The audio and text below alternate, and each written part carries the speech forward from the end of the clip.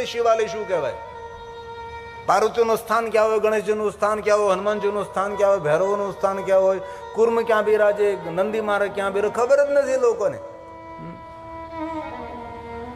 શિવાલયમાં પડદા રાખીને બેઠા છે.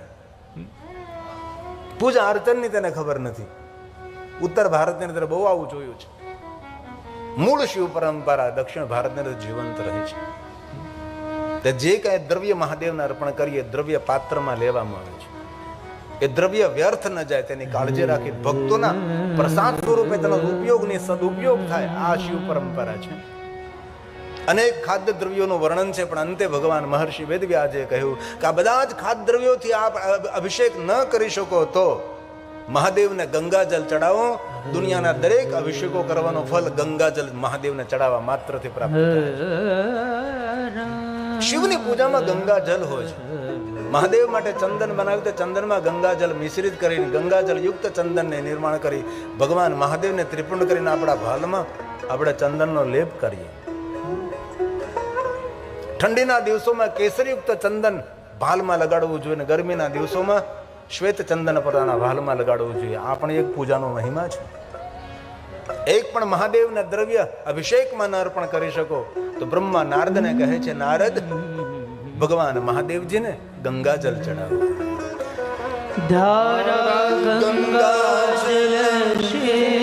ભગવાન શિવને ગંગાજલની ધારા અર્પણ કરવાથી દરેક અભિષેકોનું ફલ પ્રાપ્ત થાય છે.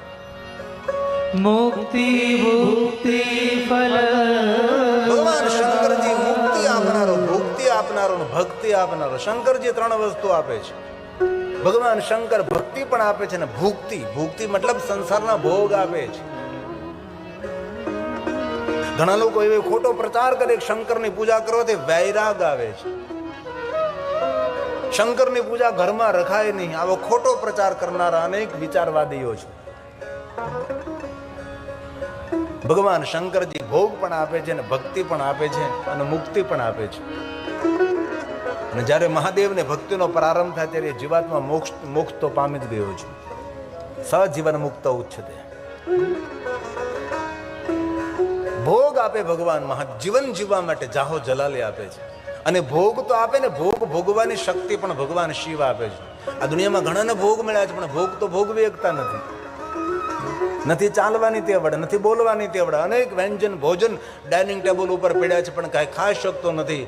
આમ ગુલાબ જાંબુ પડ્યા હોય કે ગુલાબ જાંબુ કમાલ કરે. જાંબુ નથી ને ગુલાબે નથી તો તેને ગુલાબ જાંબુ કહેવાય છે. બોલો તો ખરા. ભગવાન શંકર સંસારના ભોગ આપે છે. ભોગ ભોગવાની શિવ શું ના આપે. ભગવાન શંકરજીની રાજોપચાર પૂજાનો મહિમા છે. ભગવાન શંકરજીની 16 પૂજાનો મહિમા છે. પંચોપચાર, એકોપચાર, વૈરાગ્ય ઉપચાર. ભગવાન શિવની પૂજા માટે કાંઈ પણ પૂજાની સામગ્રી નથી. ભગવાન મહાદેવને ભસ્મનું ત્રિપુંડ કરી દો, મહાદેવની પૂજા પૂર્ણ થઈ ગઈ. તમે જોવો તો ખરા કેટલો સરળ દેવ છે. અરે ભસ્મ પણ ના મળે તો પવિત્ર જગ્યાએથી માટી લાવી ભગવાન શંકરજીને માટીનું ત્રિપુંડ કરો. કેવું મહાદેવ સરળ છે. ભગવાન શિવજીની સરળતાને સમજી ન શીખ્યા આપણે, લોકો સ્વીકાર્યું નહીં. દેખાવ ગેમો, શણગાર ગેમો, જાગ જમાડ ગેમો છે. શિવજીની સરળતા, શિવજીની શ્રેષ્ઠતા છે. આદિ જગતગુરુ શંકરાચાર્ય મહારાજ એમ કહે કે સોના ચાંદી હીરા મોતી ન અર્પણ કરી શકો. આપણા રાજા મહારાજાઓ ભગવાન શિવની પૂજા સોના ચાંદી હીરા મોતીથી મહાદેવની પૂજા કરતા. સોના મોહરો શંકરજીને અર્પણ કરતા હતા. આપણું સોમનાથ મહાદેવ સોનાનું હતું, સુવર્ણનું આખું મંદિર હતું. ફરી પાછું નિર્માણ થવાનો પ્રારંભ થઈ ચૂક્યો છે. અને આપણા સંગઠનના અભાવને કારણે 13 વખત સોમનાથ તોડ્યું. આમાં ઘણા બધા ઇતિહાસ ભણ્યા હશે. આપણે ભણતા ત્યારે આપણે શીખવવામાં આવતું હતું કે પહેલી વાર આને તોડ્યું સોમનાથ, બીજી વાર આને તોડ્યું, ત્રીજી વાર આને તોડ્યું. 13 વખત સોમનાથને લૂંટ્યું અને 13 વખત સોમનાથને તોડ્યું. એના નામ ભણાવ્યા. આ 13 વખત કોને નિર્માણ કર્યું તેનું નામ કેમ ન ભણાવ્યું આપણને ભાઈ? આ 13 વાર કોઈ નિર્માણ કર્યું હોય તો કોઈ 13 વાર તોડનારો હોય ને, પણ નિર્માણનું આપણને નામ ન બતાવ્યું, તોડનારના નામો બતાવ્યા. રાજા મહારાજો સોના ચાંદી હીરા મોતીથી ભગવાન શિવની પૂજા કરતા. રાજોપચાર, શ્વેતાંબર, પિતાંબર, લીલાંબર, કેટલી વિશેષ પૂજા મહાદેવની. એ ન થઈ શકે આપણાથી. અને જ્યારે કોઈ ભગવાનની પૂજા કરતા ને ત્યારે સામગ્રી સારી લાવીને શ્રેષ્ઠ લાવવી. હું ભગવાન માટે લાવી રહ્યો છું એવો ભાવ પ્રગટ કરો. શિવનો દરબાર છે. આપણે તો પૂજામાં સામગ્રી કેવી લાવીએ છીએ? ત્યારે તો કે સારા બધા બ્રાહ્મણો ભણેલા ગણેલા છે, કહે કે આ નહીં ચાલે. સારી વસ્તુ રાજોપચાર પૂજા, સોળોપચાર પૂજા, પંચોપચાર, એકોપચાર, વૈરાગ્ય ઉપચાર, શિવની પૂજા. અરે કાંઈ પણ ન થઈ શકે. આદિ જગતગુરુ શંકરાચાર્ય કહે મનથી મહાદેવની પૂજા કરો, માનસી પૂજા. ટ્રેનમાં પ્લેનમાં સફર કરતા હોય, આંખો બંધ કરી દે, શ્વાસની ગતિ રિધમમાં ચાલે. એને ગંગામાં સ્નાન નહીં કરવાનું, ગૌમુખ પહોંચી જવાનું. ગંગોત્રી પણ નહીં, ઉત્તરકાશી પણ નહીં, ઋષિકેશ પણ નહીં, અને હરિદ્વાર પણ નહીં. જ્યાંથી માતા ગંગાનું ઉદ્ગમ સ્થાન છે ત્યાં આંખોથી બંધ કરીને પહોંચી જઈએ. સ્નાન કરીએ આપણે, પહેલા સુંદર તૈયાર થઈએ, સુંદર શણગાર કરીએ, સુંદર ત્રિપુંડ કરીએ મનહી મન, અને પછી ભગવાન મહાદેવની પૂજા કરવા માટે બેસી જઈએ. આમ અનેક મહાદેવના ભક્તોને માનસી પૂજા કંઠસ્થ અને મુખપાઠ હોય છે. આદિ જગતગુરુ શંકરાચાર્ય મહારાજનો પ્રસાદ છે.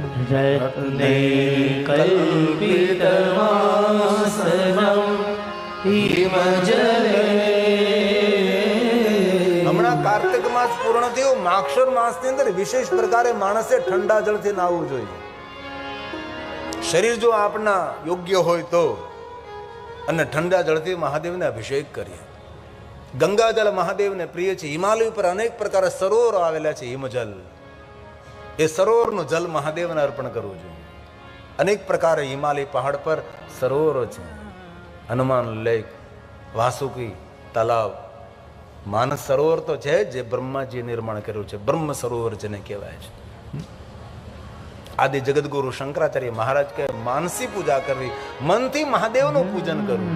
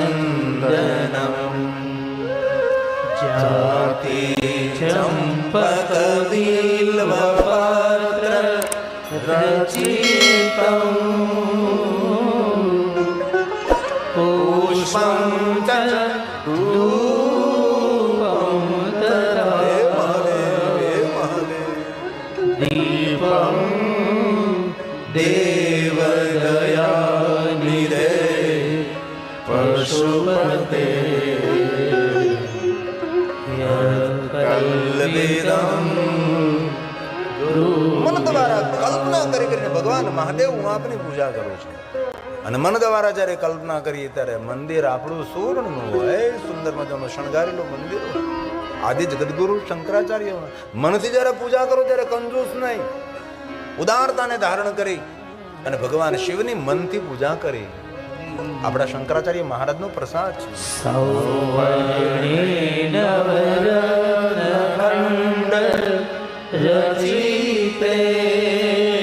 જેને રોજ ભગવાન મહાદેવની પૂજા કર્યા બાદ મુખમાં અન્ન મૂકવાનો નિયમ હોય એવા લોકોએ મનથી મહાદેવની પૂજા કરી લેવી. તેનો નિયમ ખંડિત ન થાય. ક્યારે ટ્રેનમાં સફર કરતા હોય, ક્યારે વિમાનમાં સફર કરતા હોય, દૂર દૂર સવાર પડી છે, નથી સ્નાન કરવાની વ્યવસ્થા, નથી કોઈ પૂજાની વ્યવસ્થા, આંખ બંધ કરી અને ભગવાન મહાદેવની મનથી પૂજા કરીએ.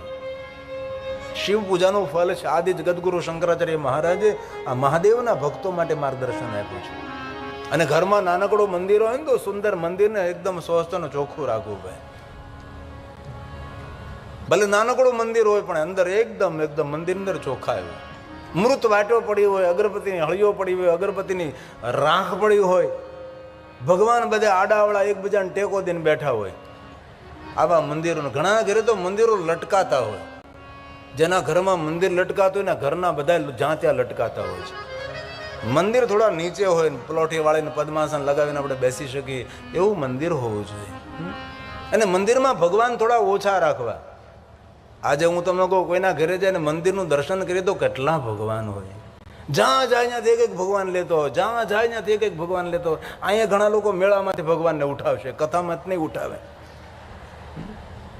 આટલા ભગવાન બેઠા હોય.